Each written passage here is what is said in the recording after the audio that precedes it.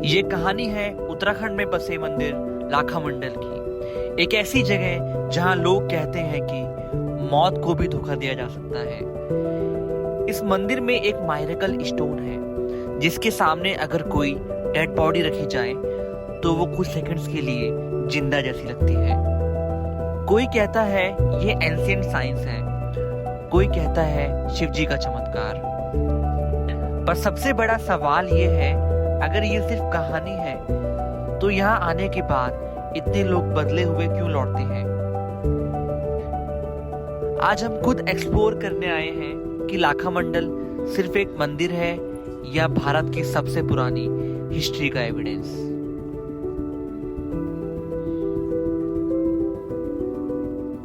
हर हर महादेव, हर हर महादेव, हर हर महादेव।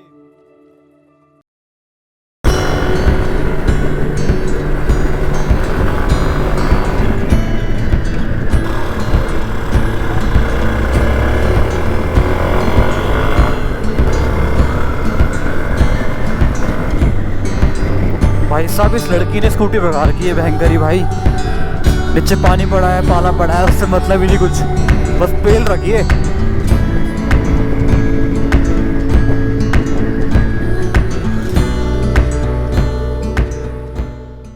इस कहानी की शुरुआत होती है देहरादून से। मोस्टली लोग मसूरी से होते हुए लाखा मंडल 4 से 5 घंटे में पहुंच जाते हैं, लेकिन मेरी कहानी में ट्विस्ट था, इसलिए मुझे थोड़ा और समय लगने वाला था।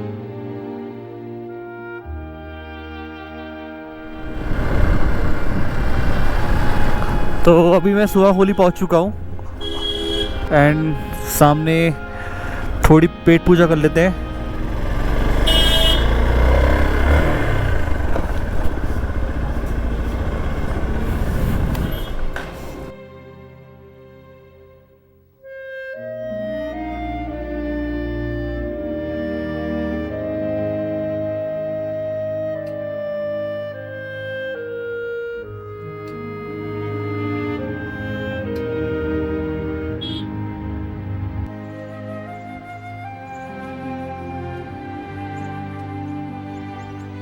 अब 4 घंटे नॉन स्टॉप बाइक चलाने के बाद मैं पहुंच जाता हूं एक छोटे से टाउन में, Brahmkhal.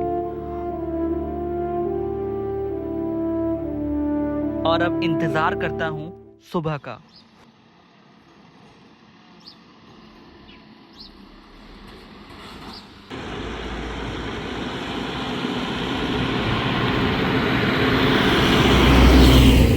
Welcome back to the channel. तो अभी मैं था ब्रह्मखाल में और भाई सुबह का जो नज़ारा यहाँ पे हो रहा है ना, मतलब एक नंबर नज़ारा है।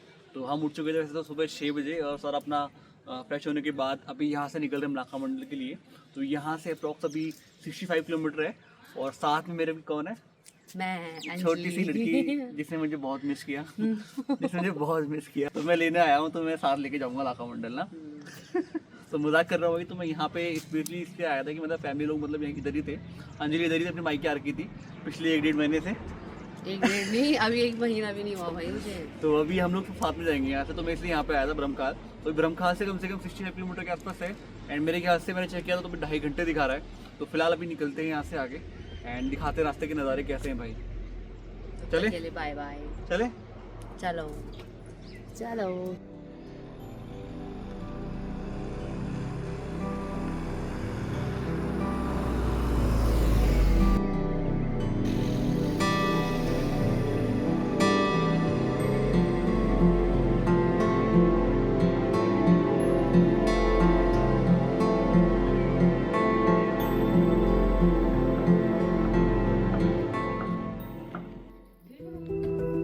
हमारे यहाँ पुराने टाइम से एक प्रथा है और विश्वास है अपने देवी देवताओं पे, जो हमें हर मुश्किलों से संभालती है। तो इसलिए हमें कोई भी अच्छा काम करने से पहले रास्ते में उनको भी याद करके आगे बढ़ना होता है।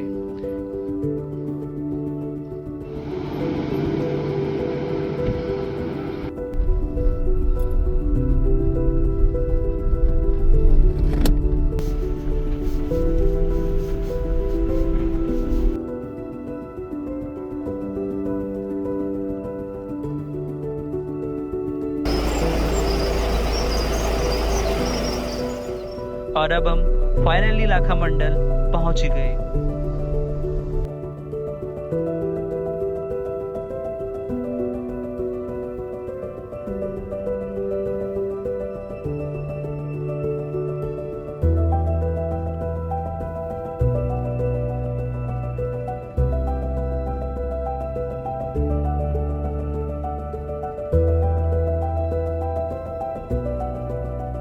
तो जी पहुंचे थे लाखा मंडल और अभी मेरे सामने बहुत सारे शिवलिंग है भाई।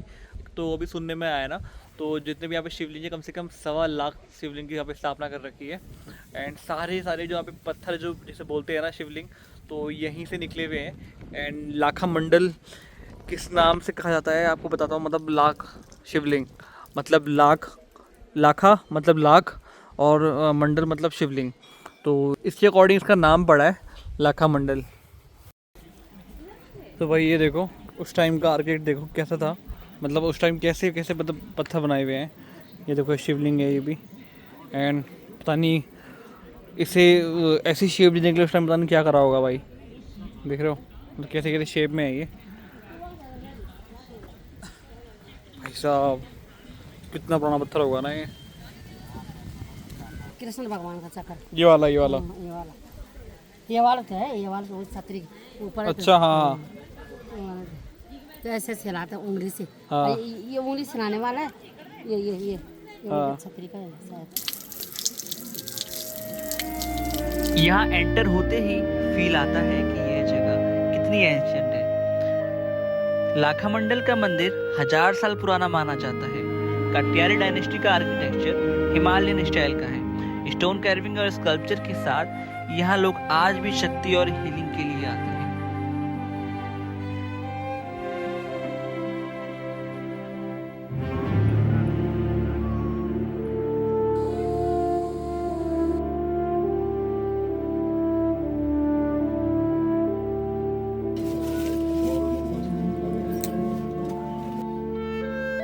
कहा जाता है यहीं पर लक्षद्वीप बनाया गया था, एक ऐसी साजिश जो पांडवों की मौत के लिए रची गई। रात को जलाकर उन्हें मार देना था, लेकिन तकदीर को कुछ और मंजूर था।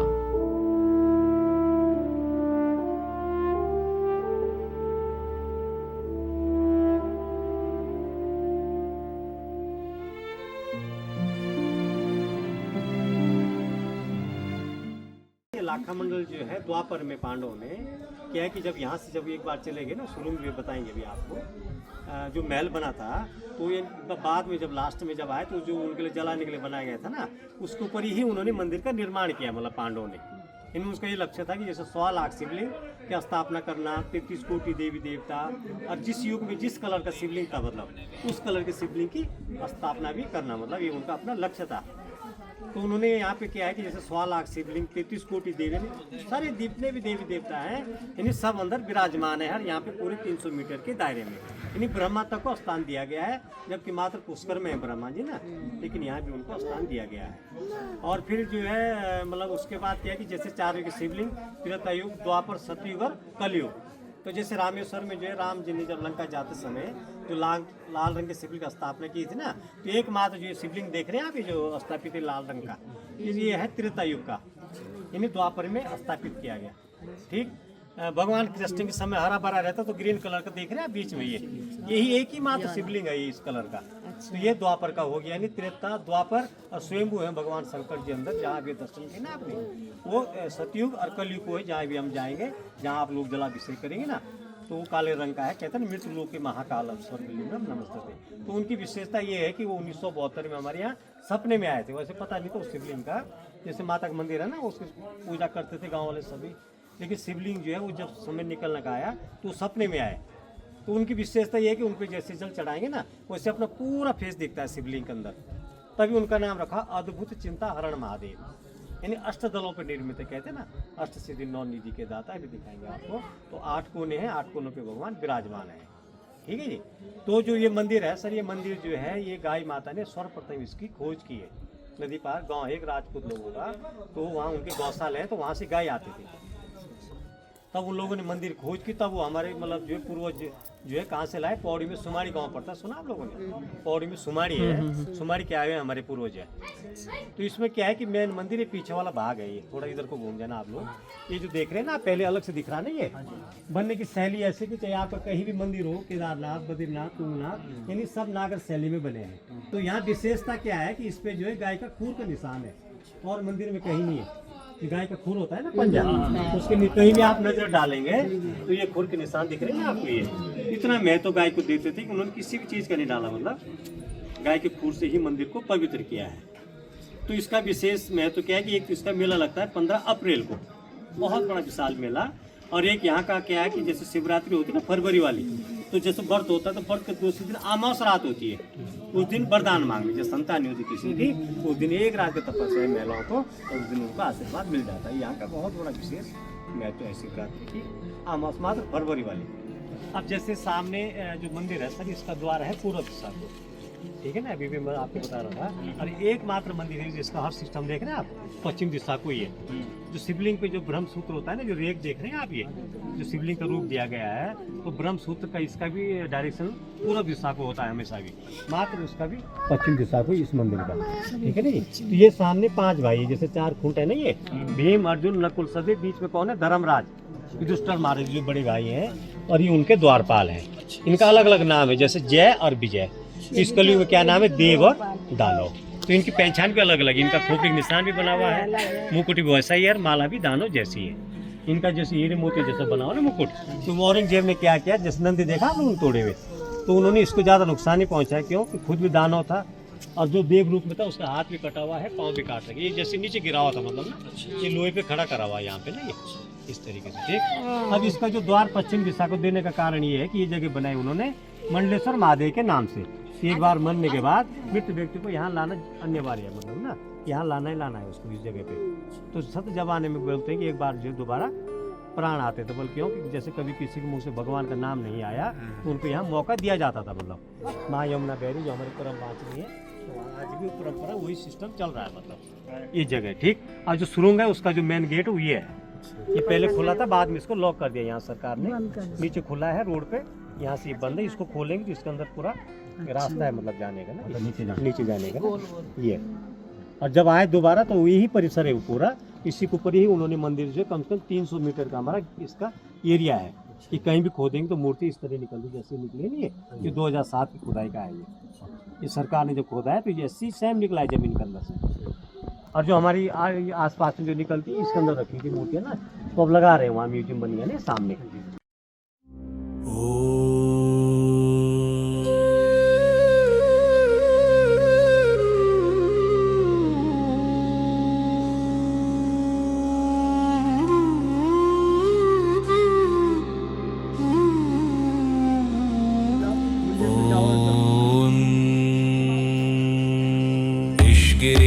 नरेश परेश महेश बिलेश भूषण भो सांब सदा शिव शंभो शंकर शरणं मे तव चरणयुगम् उमय दिव्य सुमंगल विग्रह। तो अभी ये मंदिर से 2 किलोमीटर नीचे आए हैं, जो कि भाई यहाँ पे उनकी गुफा है जहाँ से बाहर निकले थे वो लोग। देखो ऐसा कुछ है भाई, सामने वहाँ से नीचे आए हैं, ये मंदिर का रोड है, एंड मंदिर से नीचे कम से कम 2-3 किलोमीटर नीचे होगा ये प्राचीन पांडव गुफा। यहाँ से पांडव नीचे आए थे जब वहाँ पे पूरी आग लगा दी थी। ये देखो गणेश जी दिख रहे? हाँ दिख रहे। ये रियल में पहाड़ का हिस्सा है ना ये? हाँ भाई साहब ये देखो, है भाई वो। गणेश जी बने हुए हैं पत्थर है, मतलब इस गुफा के जस्ट एंट्रेंस में। ओ भाई साहब आगे तक है, वहाँ बंद कर रखा है, उसके बाद आगे ये देखो भाई ऐसा कुछ रास्ता है। अभी वहाँ से आए हैं हम, और ये पूरी वही गुफा है भाई, हल्का हल्का से पानी है भाई, देखो ऐसा कुछ है। बुढ़ा ही जा रखा अंदर।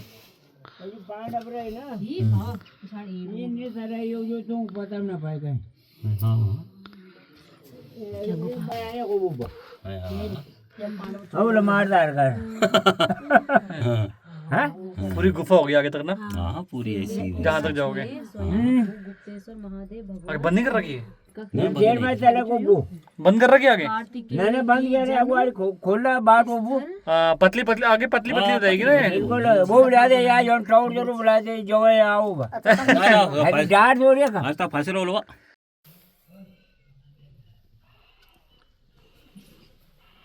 ये है भाई शिवलिंग। और यहाँ भाई बर्फ है, अभी भी 12 महीने बर्फ रहती है यहाँ पे। ये देखो